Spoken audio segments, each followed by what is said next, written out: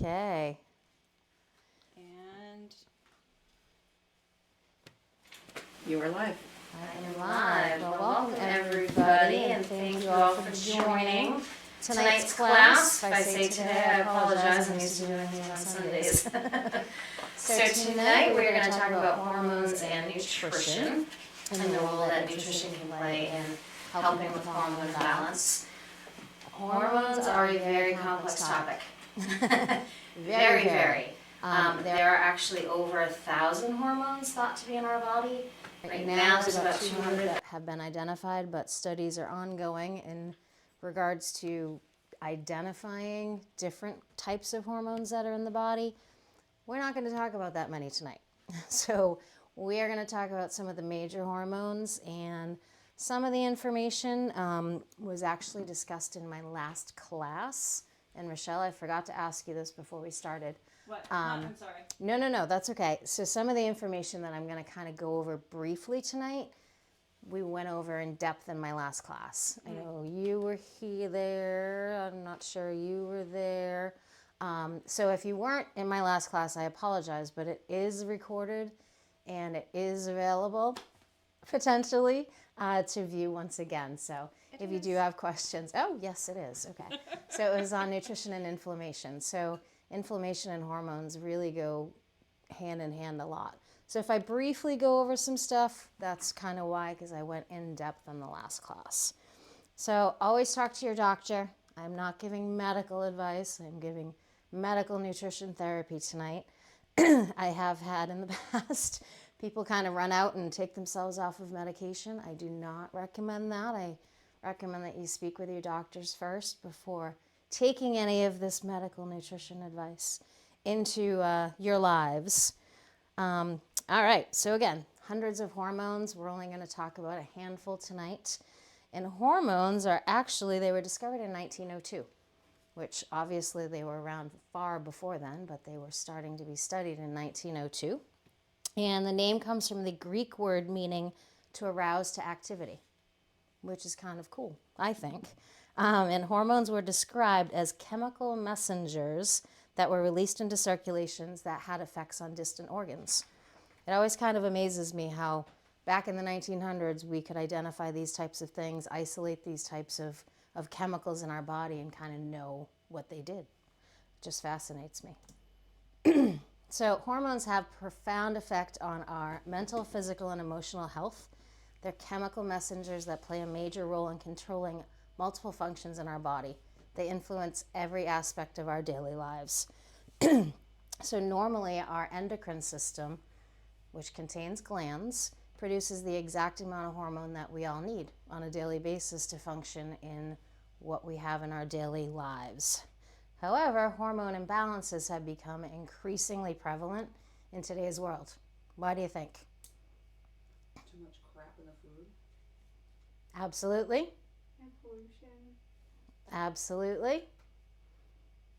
Stress, crazy busy lives that we lead. A lot of these different factors will affect hormones, and a lot of people now, unlike back in the 50s and 60s, which I often refer to the 50s and 60s when life was better then in regards to food and nutrition, have really become an issue in our everyday lives and really do affect more people than we realize. So hormones obviously decline with age. Men lose testosterone, women lose estrogen, or actually increase estrogen, lose progesterone, and these things can have an effect. We have menopause. There is such a thing called menopause, and these things happen with age. Sometimes they don't necessarily have to happen as much as they do. So if you're in your 50s, like I am, and you're experiencing some kind of issues that you didn't expect to happen later on in life, you may have a hormonal imbalance. And that's something that we're going to kind of look at and talk about today. So fortunately, there are some things that you can do to balance your hormones. Obviously, it's a chemical reaction that happens in your body. It's a very complex reaction, but there are influences in regards to nutrition and lifestyle that can help, help you balance your hormones. So again, they're chemicals in your body that are produced by the endocrine glands. They move through your bloodstream and they reach specific organs and tissues in your body. They regulate metabolism and appetite, heart rate, growth and development. They regulate our body temperature, our sleep cycles, reproductive functions, mood, and stress levels. That's kind of a lot. And that's not the only things that they do. But the ones we're going to talk about today, this is kind of in regards to. Again, over 200 hormones produced in the body. So we're going to talk today about estrogen, progesterone, testosterone, cortisol, insulin, and thyroid hormones. Those are the most commonly known hormones, and these are typically the ones that we can kind of do something about. They're all closely linked to metabolism, fertility, and mood. So this might be a little hard to see, I apologize, but this is kind of an overview of the endocrine system, very simplified. And it shows the different glands that are in our body that do produce hormones. So we have the pineal gland, the hypothalamus, the pituitary gland, they're all in our brain. So of course, brain health is very important in the function of those. We have the thyroid gland, which is the butterfly right in our front of our throat. We have the adrenal glands that are on our kidneys. Anyone ever heard of adrenal fatigue? Mm-hmm. Absolutely, that's a pretty big one, huh, Kevin? Yes. You see a lot of that, I'm sure. Our pancreas has islet cells that are a hormone that produces insulin. We have testes and we have ovaries that are obviously in charge of our reproductive health. So first off, we're going to talk about cortisol. Has anyone heard of cortisol before? Yep. So cortisol is kind of a new thing in the news, if you will, or it has been probably for the past 10 years. Probably before that, I knew about it only because of school, but it's kind of become a more prevalent issue because of why? Stress. Absolutely. So cortisol is emitted from our adrenal glands, which are located on our kidneys. It becomes elevated in times of stress. So it's considered our fight or flight state, right? Cortisol is very necessary when we're in fight or flight mode. It's when it's chronically elevated in that fight or flight mode that it will have a negative impact on our health. So it can cause biological changes throughout our body, elevates our blood sugar, elevates our blood pressure, and surges of adrenaline go through our body. That's because we're either going to fight or we're going to flee, right? So kind of how it works. You're in the woods, you run into a grizzly bear.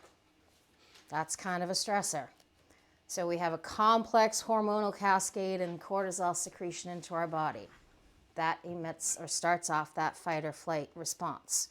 So our muscles get flooded with glucose for energy. Typically, glucose does not flood into your muscles for energy.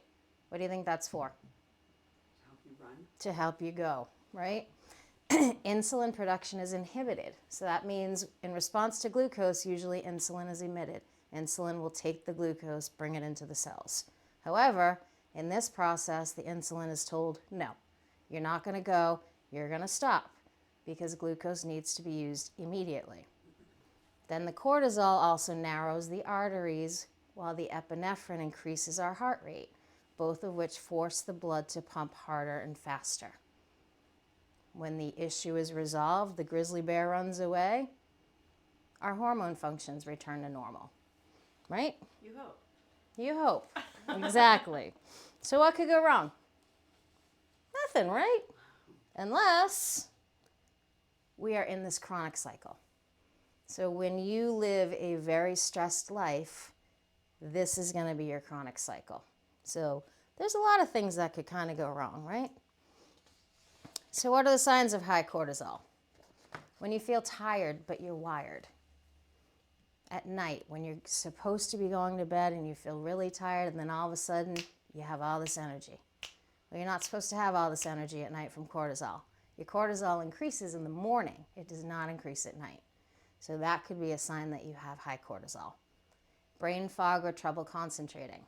I know this is a tough one. It kind of goes along with a lot of different states, but these are kind of when you look at all of these pieces together, you may have high cortisol. Feeling perpetually on edge, like really cranky, really just ready to go. That's not just your reproductive hormones. That can be cortisol, but they are kind of linked hand in hand. You have hair loss, high blood pressure, trouble sleeping or not wanting to go to sleep. I have that. Waking up exhausted despite sleeping, feeling like you didn't even close your eyes for the night. You have a glucose imbalance and you could have weight gain. So elevated cortisol over the long term, where it can increase that glucose, leads to elevated blood sugars. That can give you that metabolic syndrome, and it can eventually lead to diabetes. Or insulin resistance. So insulin resistance is when you have a lot of insulin, but your cells don't want to let the insulin take that glucose into your cells. So you have insulin resistance, high glucose levels, could lead to diabetes. It indirectly influences our appetite. So if we have chronically high cortisol levels, which increase our appetite, what's going to happen? We're going to eat and we're going to gain weight, right? Chronic inflammation can happen because of high cortisol, especially if we have poor lifestyle nutrition factors. So lifestyle, exercise, sleep, nutrition.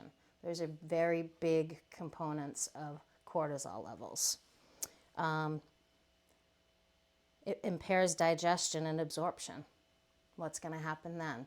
We could end up with chronic diarrhea. We could end up with chronic constipation.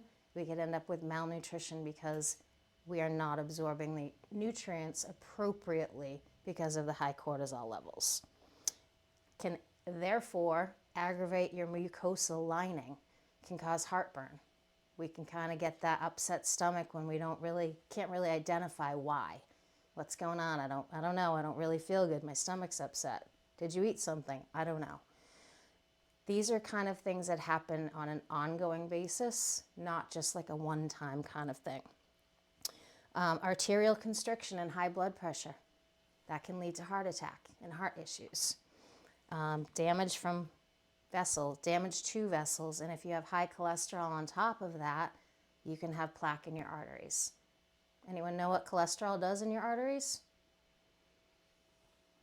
Builds up. It's actually a Band-Aid.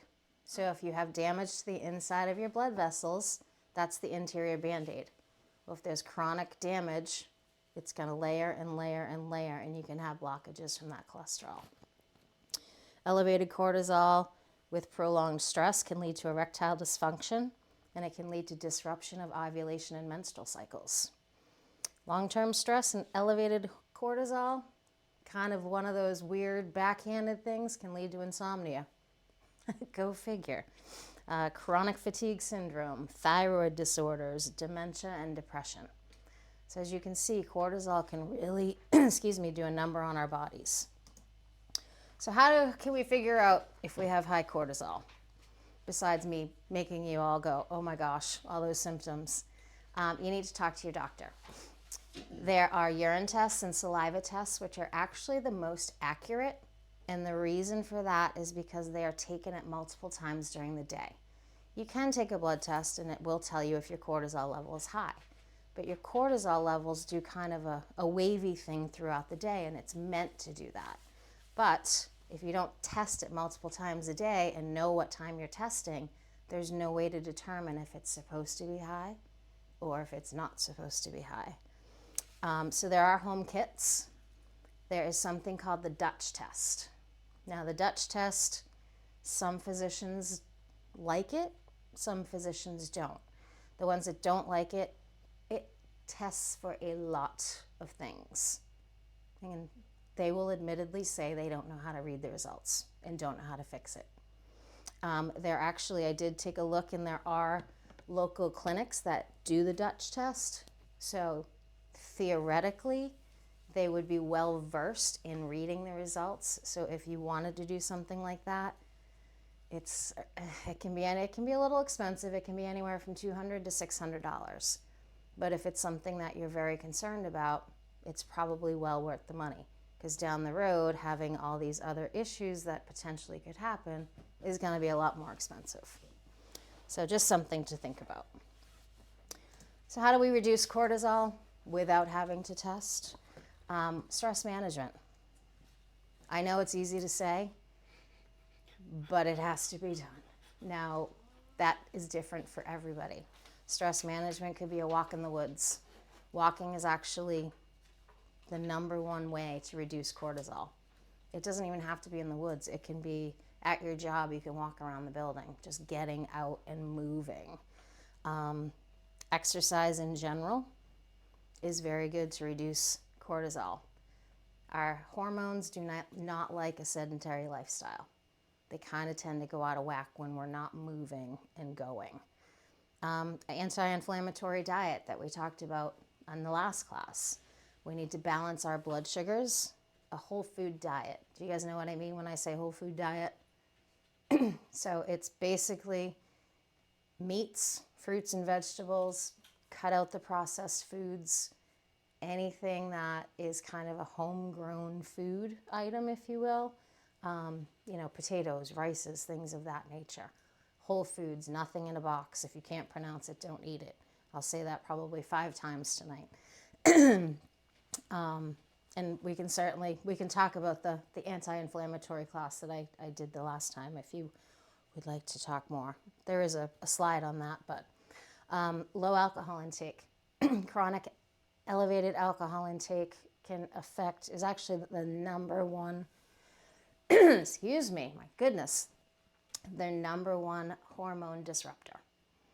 So a balance, lower alcohol intake, and then that omega-3, omega-6 fatty acid balance. We talked about the seed oils last time that are very high in omega-6 that are not as high in omega-3. Omega-3s come from fish, seafood, algae, seaweed, kind of things of that nature.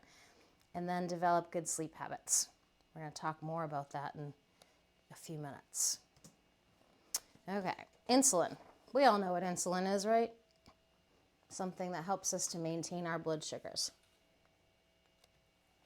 Well, insulin is a hormone that is secreted by the islet cells in our pancreas in response to a rise in blood glucose after eating. So carbohydrates, as we know, elicit the biggest insulin response because they're the highest amount of glucose that's added to our bloodstream.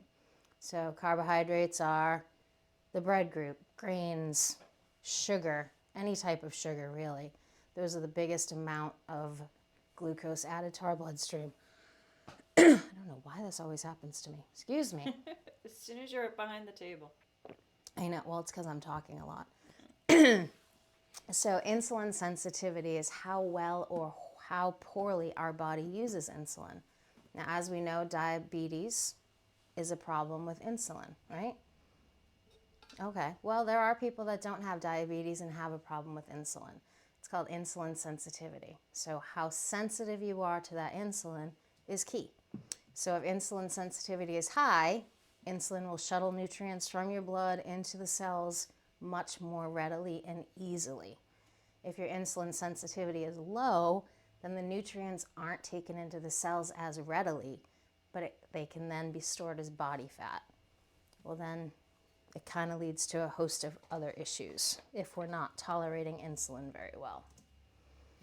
So again, islet cells of the pancreas, the higher the level of glucose, the more insulin that has to be produced by the pancreas in order to bring that energy into the cells. That's its main goal. It wants the cells to have that energy so that we can function. Imbalanced insulin leads to metabolic disorder, which is high cholesterol, high triglycerides, high body fat, insulin resistance, and then potentially to diabetes. And metabolic syndrome is also called kind of prediabetes. So your insulin sensitivity is a very good indicator of good health. So insulin resistance is bad. When your cells are no longer sensitive to that insulin and allows that insulin in to get the energy into your cells, the pancreas has to work harder. It produces more insulin and more insulin and more insulin and eventually burns out. And that's when we get type 2 diabetes. Does that make sense? Mm-hmm. Okay. So what leads to this? Poor diet, obesity, genetics. Unfortunately, genetics are pretty strong. Sedentary lifestyle, not doing exercise. Fortunately, there are things we can do. So losing 10% of your body weight, if you are pre-diabetic or you are diabetic, type 2 only, you can actually reverse diabetes, which is pretty amazing to me. So when your body is not having to work as hard, your pancreas isn't having to produce more and more and more insulin, and it can kind of chill out, take a little vacation, if you will, and it can get back to being normal if you lose 10% of your body weight. Fat tends to produce and cause hormonal imbalance. So now the thyroid. So thyroid hormones. This is a very complex organ and system, if you will. We're going to kind of talk about it just a little bit today because it would take hours and hours to talk about. So the thyroid controls your metabolism and growth and development. So it's a pretty important function. Chronic inflammation can cause thyroid disorders. Most thyroid disorders typically are genetic, but it's one of those, is it putting the cart before the horse or the horse before the cart? Is it the thyroid causing the issue, or is it another issue causing the thyroid? And that's where an endocrinologist comes in handy, because they can help you to figure that out. I cannot. So iodine deficiency can cause thyroid issues. I know we've talked about this in former classes. Table salt used to be iodized. Table salt is not necessarily something I recommend unless you have potential iodine deficiency because you don't eat any other iodine-containing foods. Then I would recommend potentially taking that table salt. You have to read the label. It has to say iodized. Because if you kind of glance quick at a grocery store, a lot of them are no longer iodized. Why? I have my theories, but I will not get into that. Celtic sea salt contains iodine. Michelle loves my Celtic sea salt talks. It's also where the drinks are, people. If you want a dab. There you go. Celtic sea salt is something that you can put on your tongue and let it absorb and then drink water. It is not something like pungent salt tastes like if you've never had it. It's kind of a light salt. So it is something that I do recommend that people do take and put on their tongue daily. You can put it in your water, but it tends to not absorb as well as it does on your tongue.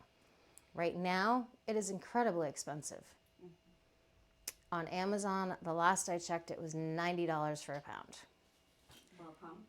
A pound. I paid $9.99 for a pound not that long ago. So Walmart has it a little bit cheaper, but it is, don't pay $90 a pound. Trust me, it's not. It will go back down. It will go back down, yes.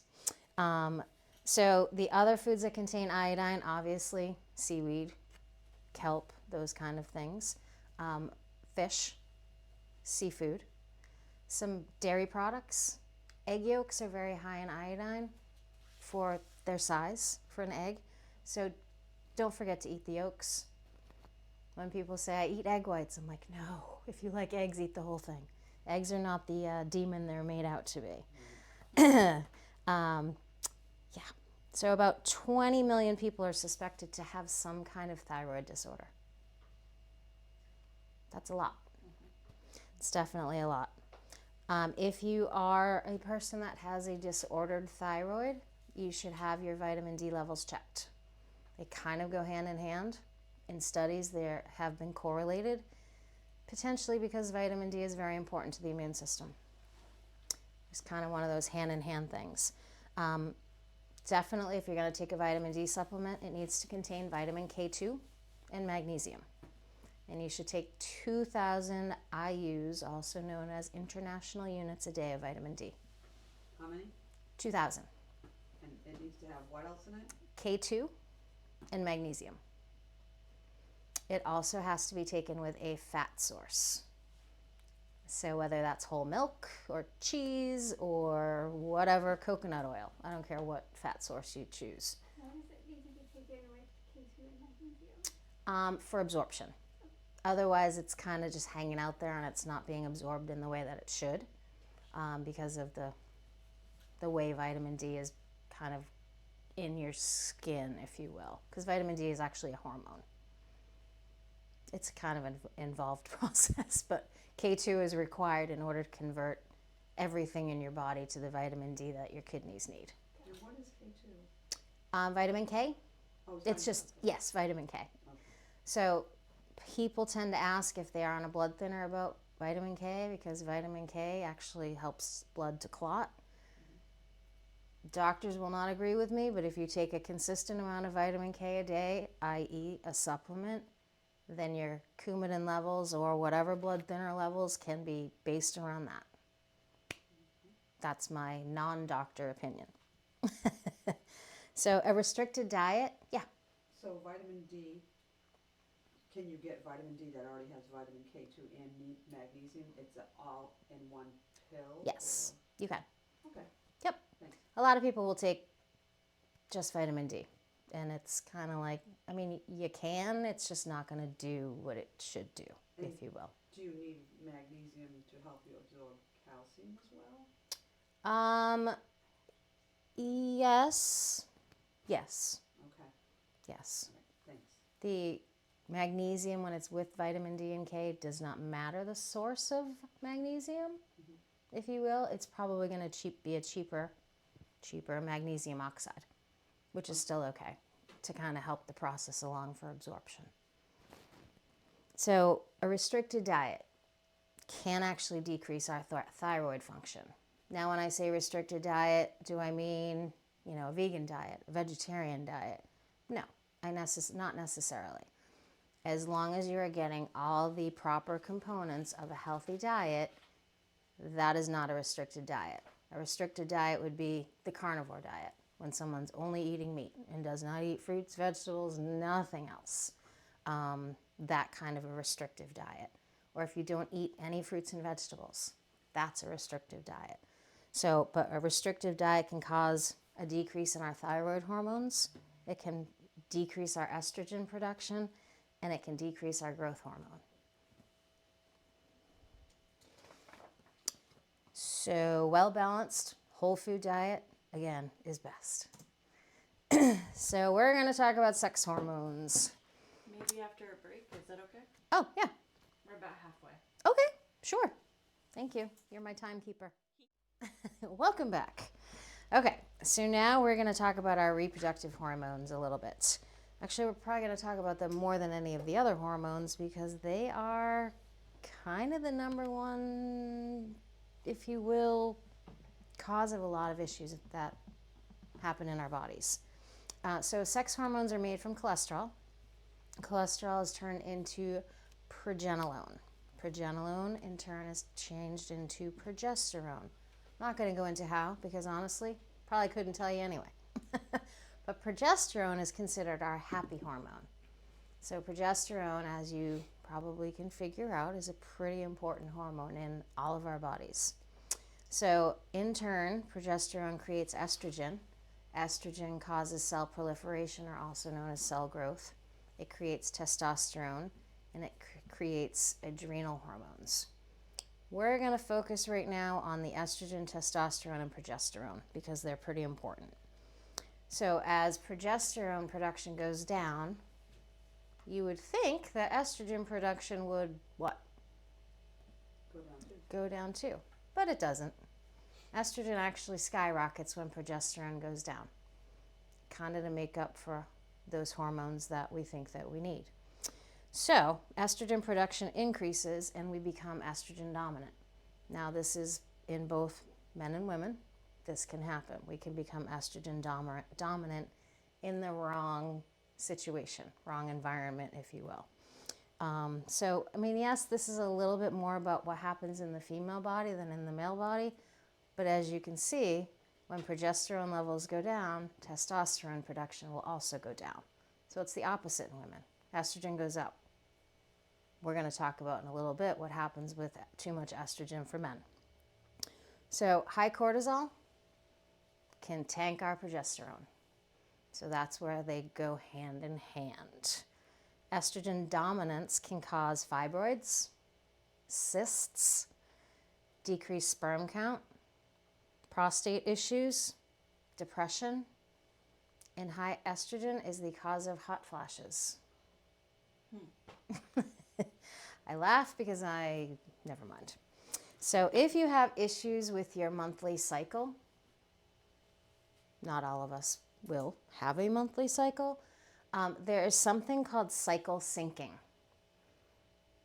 It's new. I have only kind of started looking into it, so I'm not going to go into it tonight.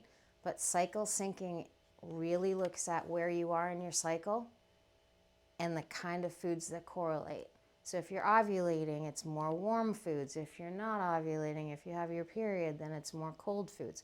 So it's really kind of cool, and it looks at how foods can help you to balance and keep your cycle more normal. So causes of estrogen dominance. So in the 1950s, we created the birth control pill. 1957, I believe, right before the 1960s revolution. Birth control pills and hormone replacement therapy are synthetic. Synthetic hormones actually reduce progesterone production in our body. Very hard to kind of recover from. That can cause long-term progesterone depression. Synthetic hormones are not good for our bodies. They don't work the same way, even though they're supposed to. Yeah, the pill works to kind of trick our body into thinking we're pregnant, so therefore we don't ovulate. But it can cause fertility issues if it's not kind of looked at. Estrogen dominance goes up, progesterone levels go down. Growth hormones in meats. I will probably say this in every single class that I give. Growth hormones, as we know, there's bovine growth hormone. We find it in beef, we find it in milk.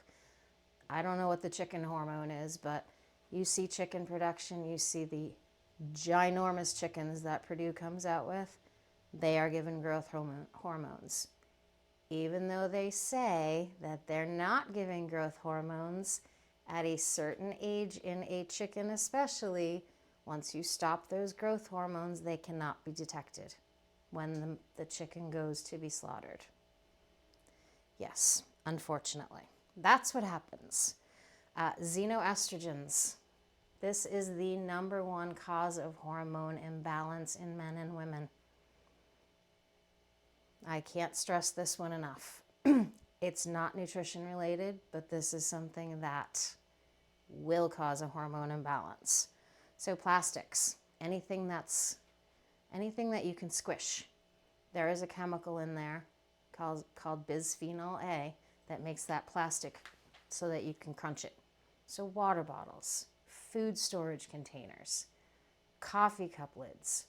You think of it, you name it, and those are going to contain xenoestrogens. Now, what are xenoestrogens? They are a estrogen mimicker. They're a chemically made product that mimics estrogen in our body. So if you start and think about your daily routine, in the morning, what do? Brush your teeth, right? What are we brushing with? Toothbrush. Plastic bristles. We're gonna floss first. What are we flossing with? Plastic dental floss. Then we brush our teeth with plastic bristles. And then we maybe go get a cup of coffee at Dunkin' Donuts or at Starbucks. What's on the top of our coffee? A plastic lid. Heating that plastic makes it 10 times worse. We go to a restaurant. We don't eat our whole meal. What do we get? Plastic takeout container. And it goes on and on and on. Plastic is not a good thing. And if you have Rubbermaid containers, go home and throw them out. Replace them with glass.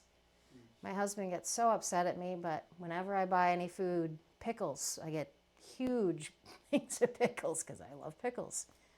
I rinse it out, I wash that container out, and that then goes in my refrigerator.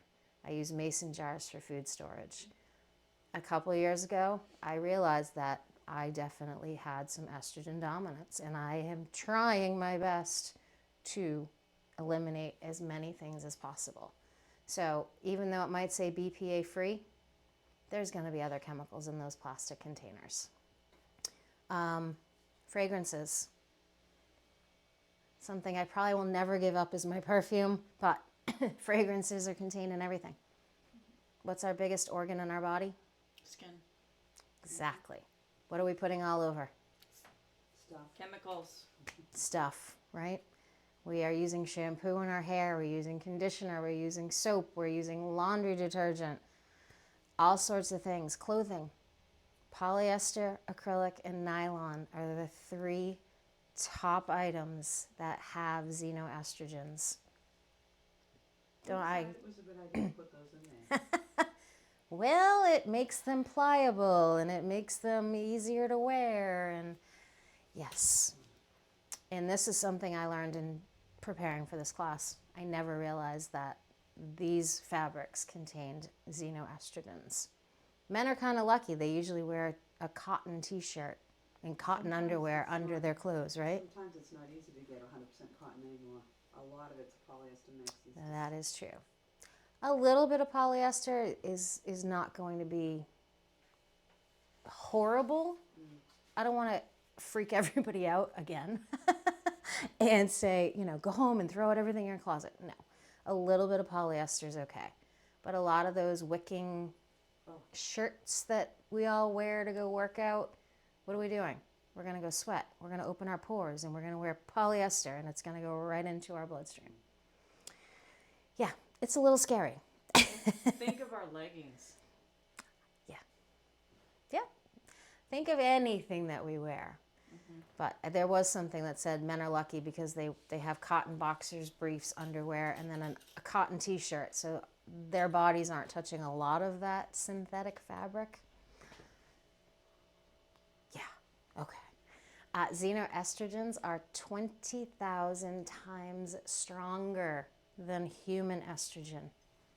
So it's kind of fighting for that spot in your body, and it's going to win. So the less we have in our body, or in our environment, I should say, the better. Herbicides, pesticides, again, I preach and preach and preach about what? Organic foods. I know it's expensive, and EWG, anybody have that app? What's it called? EWG, Environmental Working Group. In the end, you'll see a picture. There's 2 apps. Environmental Working Group is a great one, and it will tell you what the dirty dozen foods are, and those are the foods that absolutely 100% should be organic. Strawberries is always in that top number, and I can't remember the herbicide that's put on strawberries, but it is directly linked to hormone imbalance. Can't think of the name of it right now. Do you remember when organic became like USDA certified organic and all this stuff? What was it, 25, 30 years ago? Mm-hmm. Old enough to know that stuff then? I'm a little older. I am. But I remember when it all started to come into play and it was, federally recognized and certified and everything else, and Yes. people were overjoyed that they could charge so much extra for the organic products, and they were making money hand over fist and all this stuff. But the thing was, back in the day, I don't know how it is now, but back in the day, the USDA didn't have enough people to go out and actually, they could go and certify a farm, Mm-hmm. or whatever, but they didn't have enough people to go out and just keep recertifying or You'll never rechecking see 'em all the again. time. Yeah, so it's like, how do you know how organic There- these places really are? Well, obviously local is best, where you can Correct. talk to the farmer. Yes. There are better methods now. I mean, it's our government. They're going to be sending Yeah, people all over yeah. the place. They need more And- laws and rules and stuff. They have to pay every year to be recertified as organic. So when Yeah, it they comes do. to money, Yes. they'll be, here I am, let me check you out. Mm. So it's a lot more now. And it should just be called farming, not organic farming. Yeah, right. But we won't go there. So synthetic xenoestrogens, again, they are so much stronger and they will fight for that placement in our bodies over the human estrogen. And it's not a good thing. Soy. I know I've talked about soy before, and I know that there are some of my clients that are vegetarians or vegans, so this is kind of a big one. Most soy, unless it is what? Non-GMO, And, organic. yes, is Roundup ready. What does that mean? Full of crap. Basically means that the plant is modified, genetically modified to kind of resist Roundup in order to easily harvest it to make it be a cheap crop because it's a filler in a ton of processed foods. It is sprayed 5 times before it's harvested with Roundup. Roundup contains glyphosate. Glyphosate is really bad for us. So soy must be organic. You have to read those labels. There's a ton of soy oil. When you look at your salad dressings, the number one first ingredient is soybean oil. Unfortunately, it is a cheap and readily available crop, and it is a good filler. So read those labels because soy is everywhere. And this is not just for women, it is also obviously for men because it does the same thing in our bodies. Now that I've scared you all. So testosterone is a hormone found both in men and women. Obviously, men produce significantly more than women because of their genetic makeup. It's for sex drive, fertility, muscle mass, bone strength. Women obviously don't have the muscle mass that men have, so men produce more testosterone. Symptoms of low testosterone: decreased sex drive. This can be in both men and women. Weight gain, more so men. Low self-esteem, inability to build muscle, chronic fatigue, feelings of depression, and thinner or weak bones. All of those are kind of more geared towards men than women. So testosterone levels naturally do decrease with age, but they also decrease with progesterone decrease and an estrogen dominance. Okay, so what can we do to decrease our estrogen dominance? Not get older, right? I wish. Gosh, I Damn. wish. I know.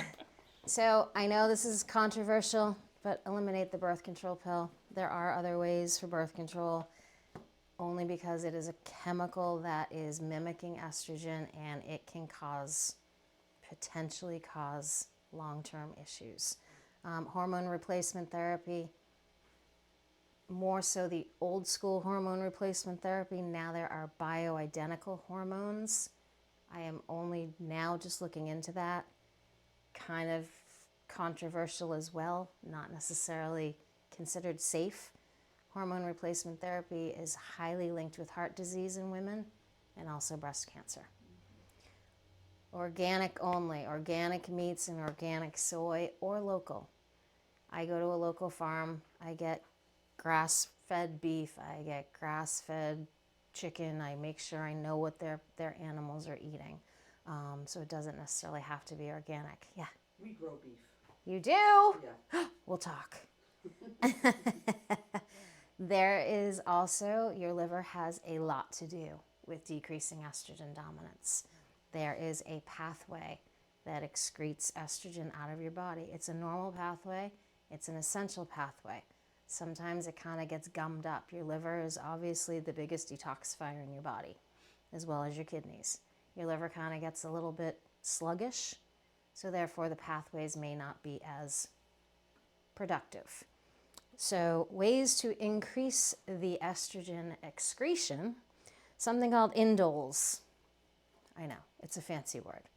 It's a group of vegetables, simply cruciferous vegetables. Broccoli, cauliflower, Brussels sprouts. I actually read something that said if you eat cabbage every single day, which I'm kind of torn. I don't know if I can do that, but it is incredibly good for hormone balance. Better when it's cooked. It actually increases the amount of indoles that are present in that vegetable. My dogs love it raw, but hey. That's an aside. The others are onions, kale, collard greens, which I know aren't really popular up here. I don't really like them, but licorice, not Twizzlers, but the herb licorice can help with your excretion pathway. Flaxseed, and then the 3 B vitamins, B6, B9, and B12, which I'm gonna show you what those are in a second. And then something called DIM is a supplement I forgot to talk about. So DIM, I'm not going to pronounce what it stands for because I can't, but it actually contains indoles, what we talked about. If you don't eat those specific vegetables and you want to help your liver to kind of cleanse itself, then there is something called DIM. Now, if you are on any type of hormone therapy, you cannot take this. But DIM is kind of all these vegetables in a pill form. And it can help with that increased excretion of the estrogen that should be naturally happening. You need to talk to your doctor first. I am not recommending that everyone runs out and gets DIM. But it should be about 100 milligrams a day is the recommended dose. She's laughing at me. Laughing at the joke. I know. Well, I have to make sure. I don't want anybody to take it when they shouldn't be. And then, so B vitamins actually also help to enhance that process of the liver kind of excreting the excess estrogen. Food first is the best way. And we're going to talk about what B vitamins, foods are high in B vitamins. But if you do need to take a B complex, I would take or B vitamin, I should say, I would take a B complex. The body has a hard time distinguishing between B1, B2, B6, B3, B22. I'm just kidding, there's only 17. But your body has a hard time distinguishing because the molecules are so similar that a complex B vitamin is best. And it should be taken with vitamin C in it. The last thing on this slide is Anna's Wild Yam Cream. Barbara O'Neill has made this very, very popular. And I can personally say I ordered it in September and still haven't gotten it. It is a very small company out of Australia that is making this wild yam cream. And it is from wild yams. It's from the plant. And it is as close to progesterone as naturally progesterone. So it naturally increases our progesterone levels in our body. So men, women, we all need progesterone. You cannot overdose on progesterone.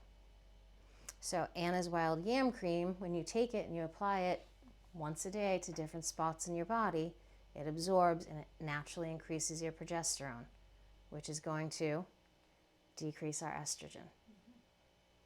And then it's going to increase our testosterone. So I am in the process, and I will let anybody know if you want to reach out to me and ask me in a couple weeks, finding a different source of similar ingredients as the Anna's. I couldn't wait. I still haven't gotten mine. I think I'm getting it in February. I have found a few other wild yam creams, and I'm going to kind of compare the ingredients and see if I can find one similar that's made in the U.S. that doesn't take 6 to 8 months to order. But it is specifically Anna's Wild Yam Cream. Don't be fooled, because Amazon fooled me. And I thought I was buying Anna's, and I didn't get Anna's. So B vitamins, just quickly, B6 is pyridoxine. It's found in meat, poultry, eggs, fish, bananas, berries, peaches, carrots, spinach, sunflower seeds, and brown rice. And I only go quick because this was in one of my first classes. Folate, B9, we all know it's kind of found in orange juice, which has folate added to it. But dark green leafy vegetables, organ meats, beets, dates, avocados, beans, salmon, and bulgur. And then B12, necessary for digestion, necessary for our stomach acid to be the way it should be, very important. All of these are important, predominantly in animal origin foods. So anybody who does not eat animal products can be at high risk for B12 deficiency. Okay, So hormonal imbalance occurs when our body obviously produces too much or too little of a hormone that we need. Although occasional irregularity, it's not going to be harmful. It's that long-term imbalance that can have severe consequences on our health, as you can see that we've talked about. Weight changes, lower sex drive, acne, diabetes, heart disease. I mean, the list goes on and on. So again, looking at the why. Why do I have heart disease? Is it a hormonal imbalance? Where are we at? And it could very likely be an easy quote unquote answer. So again, with age, we all know we get older, we don't sleep, we don't function the same, our energy levels go down. It's common with aging, but it doesn't have to be. It could potentially be related to a hormone imbalance. Imbalances in insulin, steroids, growth hormones, and adrenaline, again, can affect males and females. Obviously, we've talked about the differences. Okay, causes of imbalance. So chronic stress, chronic alcohol use, poor sleep or poor sleep habits. Sleep habits are huge. I wish I had my mom say, go to bed, it's 8 o'clock. I would never go to bed at 8 o'clock, but I should. Poor nutrition, being overweight or sedentary. Again, our bodies are meant to move on a daily basis. It used to be exercise, 3 to 5 times a week. Well, exercise isn't, you're not going to the gym necessarily, you're not running a marathon. Moving, walking is exercise. Not just walking from the couch to the refrigerator or the couch to the television, whatever it is. Walking. Being overweight, birth control medications and hormone replacement therapies, as we talked about, cause imbalances. Anabolic steroid use causes an imbalance. Exposure to toxins, pollutants, endocrine disrupting chemicals, pesticides, herbicides. So, yeah. Anabolic steroid, what type of steroid is that? It's usually used in weightlifting. Oh, no. I'm thinking about if you have to take a steroid if you get poison ivy. Oh, no, those aren't considered anabolic. Okay. No, anabolic is like muscle building, changing. We're not doing Yeah. No, and that's just kind of one of those. So hormones get out of whack for specific reasons. We have to find that why. But our bodies are amazing in being able to kind of heal itself. But it has to have the proper tools. So if you give a lumberjack a screwdriver and say, go cut down that tree, what's going to happen? It's going to throw it at you. I mean, could he do it? Maybe. Is it the right tool for the job?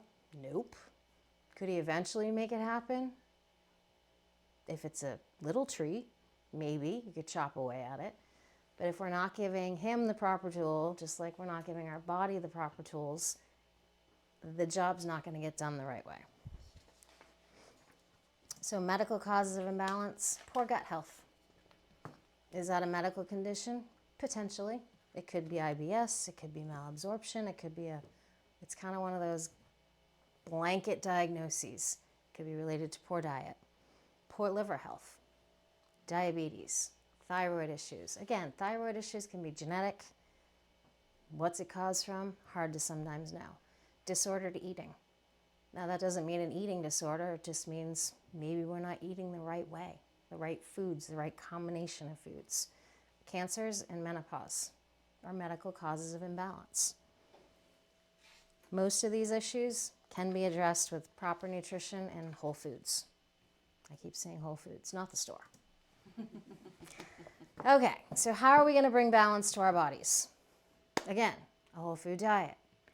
If you look at the label and you cannot pronounce it, do not eat it. Now, I'm not talking like, they're like indoles, and I could have said cruciferous vegetables, but indoles is the actual chemical compound. Something like that, not necessarily. But there are a lot of preservatives and a lot of crap in our food. Look at those labels. If it comes pre-made, pre-prepared in a box where you just add water or milk and butter and stir and go, that's probably not the best choice. Am I going to tell you can't have it? No. I am far from a perfect diet. Everything is okay in moderation, but it's something that is a mindset and it is a habit change, which sometimes comes hard. We all have our faults. Some of us might crave carbohydrates, and that's something that's really hard to kind of rein in. Salty foods, fatty foods, whatever it may be. It's a cognizant mind change that has to happen in order for us to really envelop this. It's a lifestyle. It's not a diet, it's a lifestyle. Anti-inflammatory diet. Again, we're going to kind of talk about that, but 5 to 7 fruits and vegetables. Most people, except probably Ness, do not eat 5 to 7 vegetables a day. Or fruits and vegetables, I should say. Probably doesn't happen. Mediterranean diet, look into that. It's a really great anti-inflammatory diet. Incorporate nuts and seeds into your diet. Not seed oils, but actually the seeds. If a seed can grow a plant or a seed can grow a tree, imagine what it does in your body. Read labels. Avoid genetically modified organisms and bioengineered foods. I know we talked about this, but you'll look at the foods that are in your cabinet. Okay, my mom has food from 10 years ago in her cabinet. But if you had that same food today, you could compare the two labels, and 10 years ago it didn't say bioengineered ingredients. Now it does. Look at what you have in your cabinet, because I am guilty of habitually buying the same things at the grocery store. It's one of those, we all do it. If you like Thomas's English muffins, you're going to buy Thomas's English muffins. But you really have to reread those labels. Stop and see, and make sure you're not getting bioengineered foods. Grass-fed and organic meats are best. Buy local. Know what that cow or pig or sheep is eating. Sheep? I don't know. Is eating, because what they're eating, you're going to eat. Fish oil supplements. There are vegetarian options, but they should contain EPA and DHA. Those are the two components that are omega-3 fats. Again, we have to get that balance. We don't eat enough omega-3s. We eat too many omega-6s. Salad dressing, perfect example.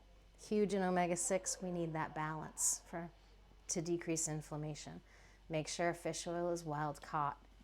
So you really have to have a balance between the 3 and the 6s? Yes, you do. And all the 3s come from fish type stuff?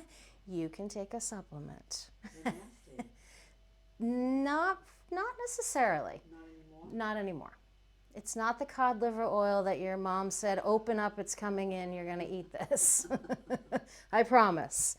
Now, a lot of them will, the way they're formulated, will not come back at you, if you will.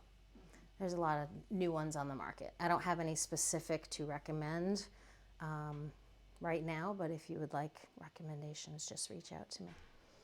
Improve your gut health. Sounds kind of stupid, but chew your food well. 20 to 30 chews per bite of food.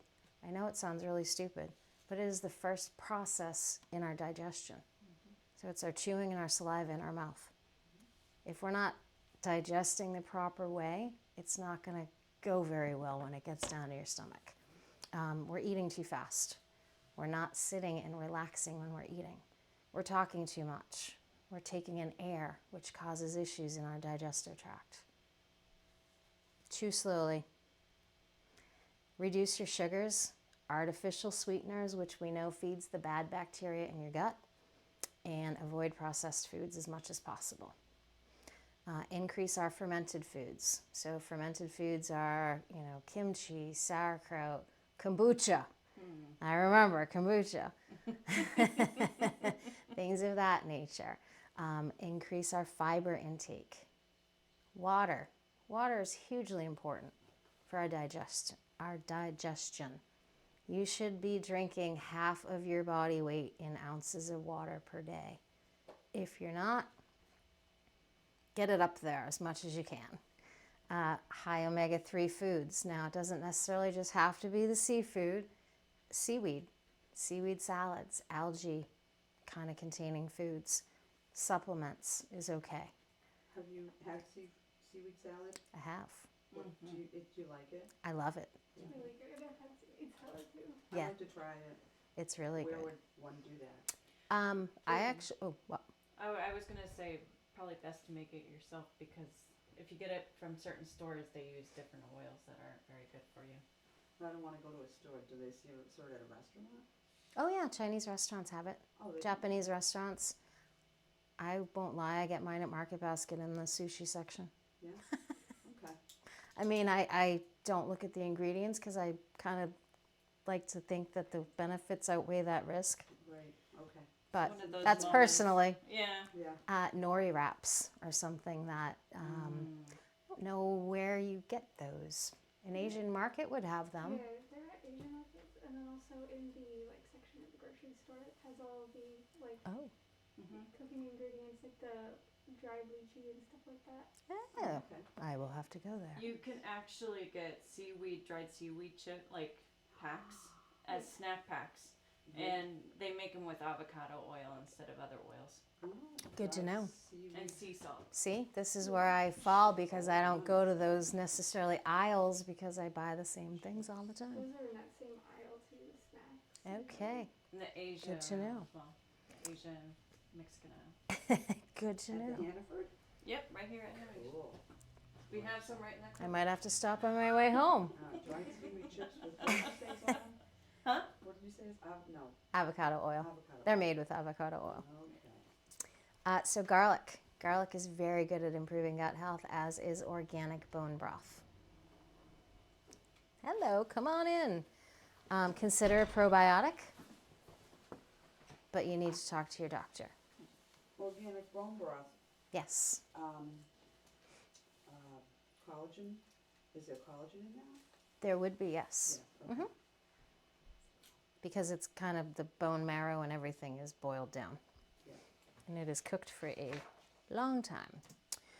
So I apologize, it's probably a little bit hard to see, but this was from my last talk on the anti-inflammatory food guide pyramid. I don't like the current food guide pyramid. It does not work. This is more of what we should be eating. On the bottom is the fruits and vegetables, then we've got our whole grains.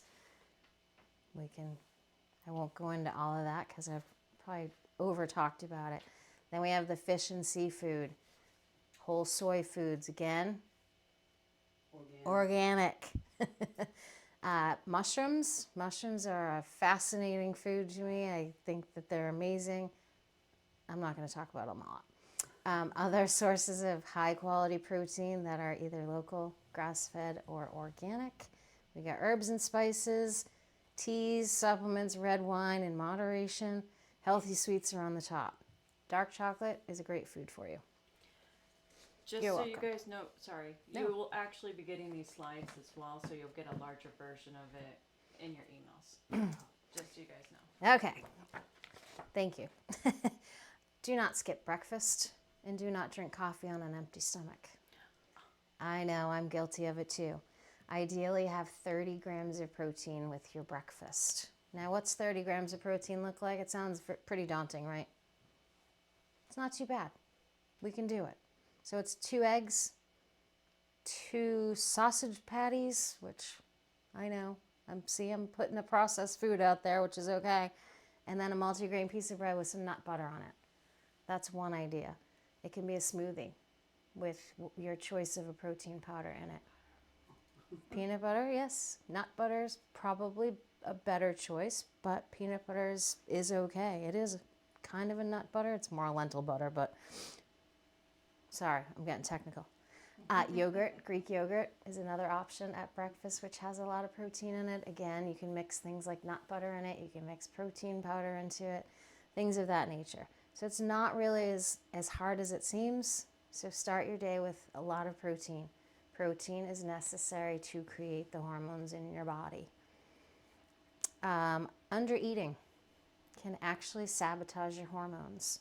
Now, if you're not sure if you're undereating, come see me. I do take clients one-on-one. It decreases our happy hormone, which is progesterone. So if we're not having enough progesterone, we all know what happens, right? Exercise and strength train. Muscle mass, as we get older, decreases. Muscle mass is very important to maintain. If we don't have good muscle mass, we tend to have fat that gets in between our muscles and gets deposited, and that is the hardest fat to lose. So exercise and strength train. I'm not talking lifting, hundreds of pounds, but 10-pound weights, anything that, whatever you can do to do some weight training. Even if it's lifting, not plastic water bottles, some sort of something. Never mind. I was going to say plastic water bottles, but. Or even lifting your own body. Yep. There are many, many techniques that can actually help with that.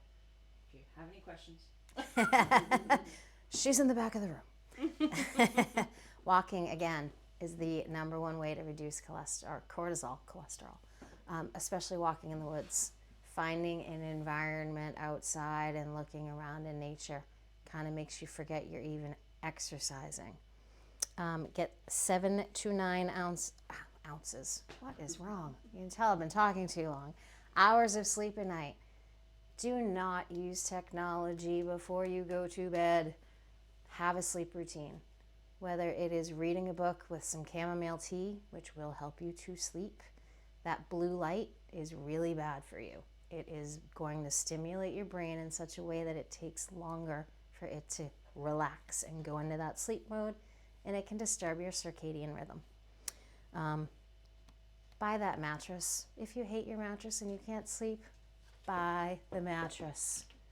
My mother had a mattress for 20 years, and I finally said, Mom, your sleep is the number one thing. You're in your bed more than you're anywhere else. Buy the mattress. Don't think it's too expensive. It's worth every penny. Again, it can lead to health issues, which are going to be more expensive down the road. Glutathione for liver detoxing, or for body detoxing, I should say. So glutathione is an antioxidant found naturally in our bodies. Our liver produces it. So that's a good thing. But we can also help to support the liver by eating these foods that contain glutathione, even though our body makes it. Sometimes our liver gets, again, a little gucked up, and we need to help to support our liver. Eliminate, again, plastics and chemicals. I can't emphasize this enough. If you have nonstick pans in your home, please get rid of them. They have every chemical known to man. That's the reason that they're nonstick. Anything for food storage, that's plastic. Canned good liners. If you are a proponent of buying canned goods, that's okay. Try and focus on BPA-free cans. It's kind of a big thing. Cans of food are going to sit there, and the food's just going to absorb those chemicals. Try not to buy foods, oils, olive oil, avocado oil, peanut butter, nut butter in plastic bottles. Again, that fat's going to leach it out. The same with anything that's acidic, like tomato products. Coffee lids, tampons. I know it's expensive, but cotton tampons are available. Cleaning products, fragrances, cosmetics. That Febreze, get rid of it. Laundry detergent, fabric softeners. The list just goes on, and it's very daunting. And it's a very hard thing, but make little changes. I'm not telling you to go home and throw everything out. Make these small changes, because you really will notice a difference. Massage, lymphatic drainage, getting the toxins out of your body. Woo! And acupuncture, another great thing. What's that? That's actually Beth, not me. To bring balance to your body. Right here, acupuncture, massage. Here we go. Nutrition. So these are the two apps that I was discussing earlier. This is what they look like when you go into your app store. If you don't have one of them, I highly recommend it. And what I talked about the last time is go around your kitchen and scan your foods. Scan your cosmetics. Scan anything that has a bar on it, which I don't have anything right now. We're too natural. That way, that way you can change your grocery list at home and not have to do it in the grocery store. So they're both going to make suggestions for a healthier option. They're going to tell you what chemicals are in your skincare products, your laundry products, everything. And if they are bad for you, they'll give you another option. Not every product is going to be in the database. I've actually gone in and entered a lot of products, and they will do the research and they'll update their list. Yeah. I got another one from the breast health people up at Dartmouth Hitchcock in Lebanon Okay. called Think Dirty. That's Ooh. another one that you can check your labels All right. for like cosmetics and things like that too. Okay. There's another one here. I can't Good to remember. know. So, Think Dirty. Is that what it's called? Yeah. I'll remember that Think one. Dirty. Okay. Okay. We're almost done. I don't know. Am I good for time here? You're doing fine. Okay. So, adaptogenic herbs, which when am I doing that class? You're doing that one in April. Okay. Unless Actually, you decide to change the dates. I lied. I have it on my last slide. Adaptogenic herbs are amazing for hormone imbalance because they're non-specific. They kind of just know where to go in your body and what to do. They are kind of looked at as a supplement / medication. So again, if you are on any medications, you need to talk to your doctor because some of these are contraindicated with specific medications. There's too many of them for me to go into tonight, but in a couple weeks I will. The best ones for reducing cortisol, ashwagandha, American ginseng, as opposed to Asian ginseng. I was like, where else is it from?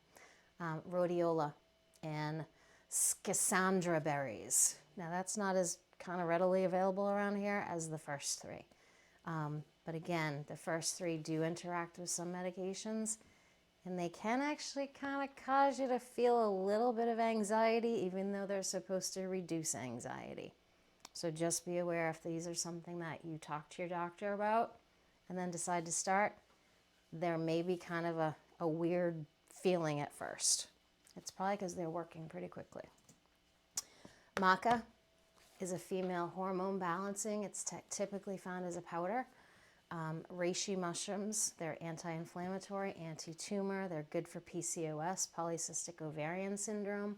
If you know what PCS is or OS, you could be something that you've been dealing with. Turmeric, great for liver support.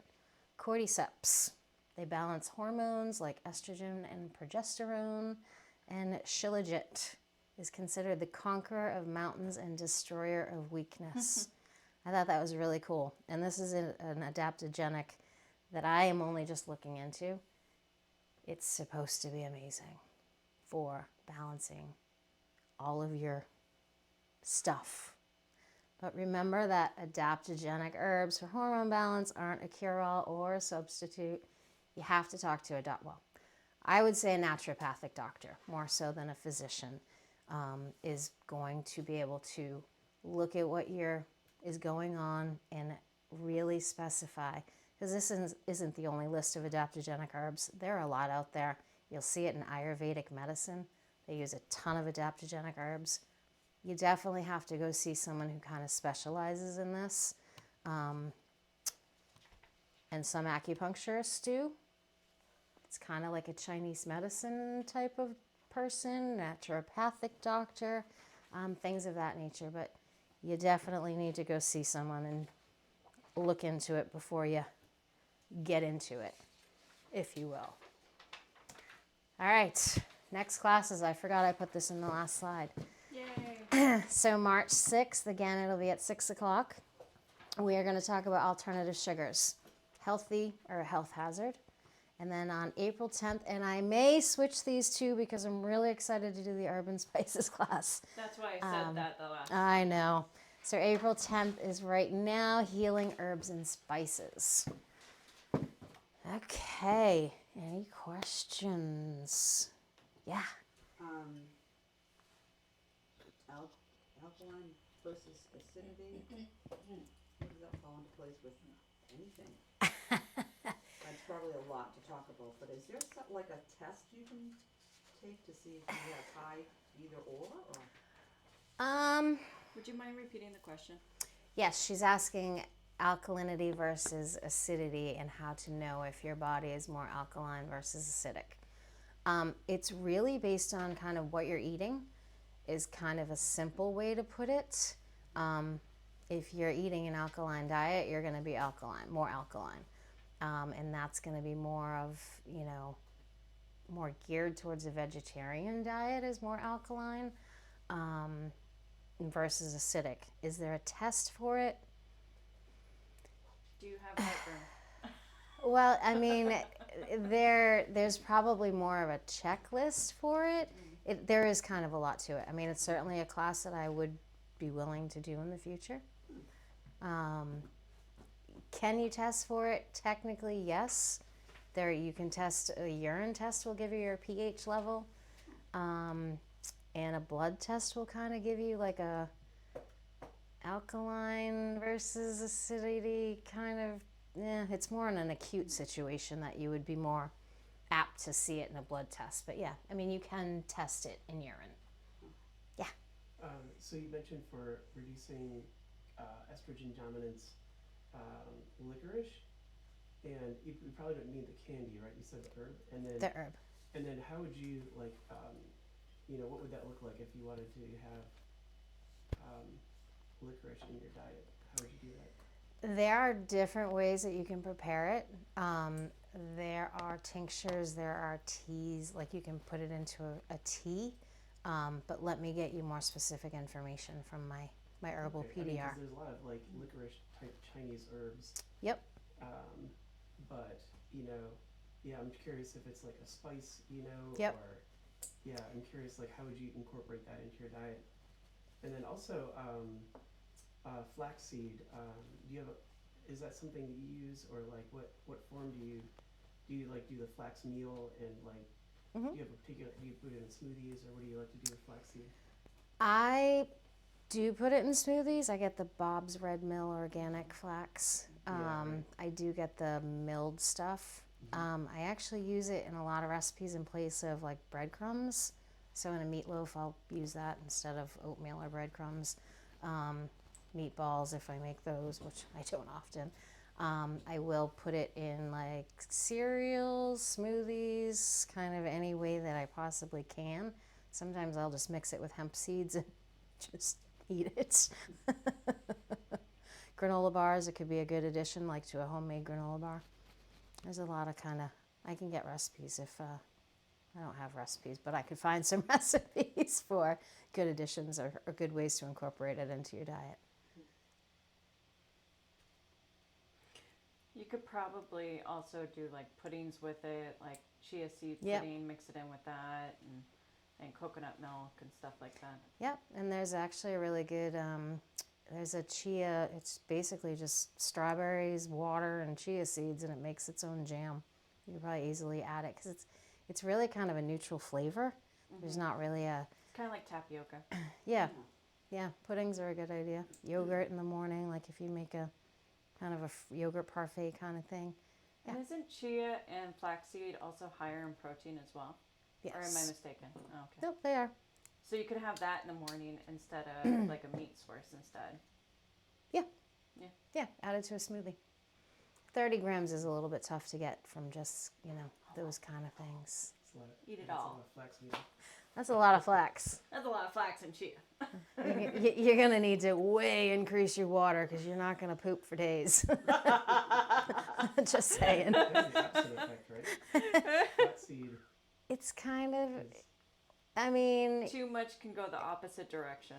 it has both soluble and insoluble fiber, but if you don't have enough water, it can kind of, you just have to drink a ton of water. it's like a after cork. you- Yeah, okay. God. I mean, Catches things, but it can get gunked up at the same time. sorry, my brain works in pictures sometimes. Yes. Does anyone at home have questions? It's been pretty quiet. Okay. Anybody else? We are at 7:32. How do you Oh, gosh. Okay. get to the anti-inflammatory class? You ask me. Okay. Anyone interested in any of the previous classes, you are welcome to ask me. The anti-inflammatory class is a one-time class, so it was It is $35. All of these classes are available online, so all of them are filmed. So we can always sell them whenever anyone needs them. Once you paid for the class, you automatically already have it. You don't have to go and repurchase it. You always have that information. So we have the anti-inflammatory class, and then we also have the 3-class basic class. So that's a 3-set class. It goes through all the vitamins, all the minerals, all of that stuff. The do's and don'ts, dirty dozens. And so if anyone is ever interested in any of these, they can contact me, and I'm happy to go ahead and process and send the link. And if you haven't noticed, these all kind of play off of each other. Mm-hmm. And there's a method to my madness. Just ignore how I am presenting in the first couple, because We were still hashing things out, technology-wise, and figuring out the best lighting and everything. So well, and I was very nervous being filmed. I don't know. she was so. fine. All right. Well, thank you guys so much. I apologize for running so over. My gosh. You're and fine. Thank you all for coming, and hopefully I'll see you next time, which is March 6th. And if you would like to go ahead and sign up for that class, you can also touch base with me. Talk to my girl over there.